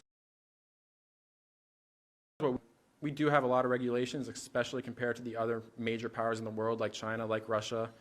We can only do so much as 300, 400 million people when you have countries like China and India who have, combined over 2 billion people. It's difficult for us to fix everything. One of the last topics that they talked about was gun ownership. Vice President Harris talked about having also tell me about that. I was a little surprised she said that. Yeah, I was a little surprised. Can you tell me, you just have full sentence so we know what you're talking about? You were surprised about? I was surprised. I don't know if that's true or not, but, I'll take her for her word. Look, she's an American citizen. I think that every American citizen should have a gun for personal protection. I think that it's one of the great things about our country to be able to defend ourselves. And, I was surprised by the angle she took on that, considering, a lot of times Democrats will try to, if you bring up the gun debate, they'll bring up, school shootings, that stuff, banning automatic rifles. So it was an interesting approach by her. I thought she kind of actually tried to sway a little bit farther to the right, which is to be kind of expected in a general election. You want to pick up some middle ground voters. But yeah, her gun comment and then the comment about Israel, I thought was not what I expected from her. I expected her to remain on the left side of those issues, and she seems to take on a more centrist or even Republican approach. Did anything stood out to you regarding their body language they had tonight? Trump had the comment of, don't speak while I'm talking or whatever, obviously playing on her past comments in her debate with Pence. I thought that they both looked confident. They both looked good. I think her voice was a little shaky at the beginning. She came out a little bit nervous, but she found after a few questions. Trump's done this, a million times. He always kind of projects that confidence. I didn't think he had any issues with that. Overall, they both look good. Did Harris best Trump at any point make more sense or anything? Yeah. I think she was able to successfully get him off topic, specifically talking about the immigration stuff. Like I said, that's a kind of the slam dunk for the Republicans, as the abortion is the slam. In the last debate, Trump did a great job of getting Biden off the topic of abortion. And tonight she did a good job of getting him off the topic of immigration with the crowd. She did really well there. She had other moments. I don't think, I agree with her that we don't have as many differences as maybe the media or social media will make us think. I'm of the belief that, there's 90% of the country falls somewhere in the middle, 5% is going to fall on the far right, 5% is going to fall on the far left. The problem is that with social media, those 5% on each side are the loudest voices on those platforms. So it's easy to look at, Facebook, whatever, and see, okay, we're divisive, we all hate each other. But in reality, you go out into the real world, it's not like that at all. Do you feel like you witnessed history tonight? It was significant. It's this was the first real debate, I guess you can say, because something way in the past. It was interesting. I was very surprised that they shook hands at the beginning. That shocked me. I even joked, I'm like, I guarantee they don't do that. But she approached him. I thought that was a good move by her to hands. And it was obviously a good move by her to not leave her, good move by him to not leave her hanging. It felt significant. I feel like the final debate, though, will always be the most significant debate. Everybody's truly paying attention. Right now, I'd be interested to see what the ratings were. But as we get closer to the election and sort of more, average people that aren't into politics as I am, pay attention, You know, we have October, I think will carry a little bit more weight. But yeah, I mean, it was cool to see. Obviously, one of the great things about America is that we come together and we can debate. I thought that they actually did a pretty good job of not launching personal attacks tonight. They did their best to kind of from that, especially Trump. He gets himself in a lot of trouble with that. It can make him look bitter. So, you know, I think, yeah, they did a good job, but I'll be interested to see how the next two go. And just be here in North Carolina, consider a swing state. Yes. What do you make of the young voters and the difference they can make for this upcoming election? Yeah, I mean, young voters, obviously Gen Z is a massive generation. And as the older voters start to pass away, rain comes in. Yeah, North Carolina is a very unique state. The fact that we've elected a Democrat governor in the past two elections, but also voted for Trump in the past two elections. It's very unique in that way that we are truly a purple state when you look at that. State that actually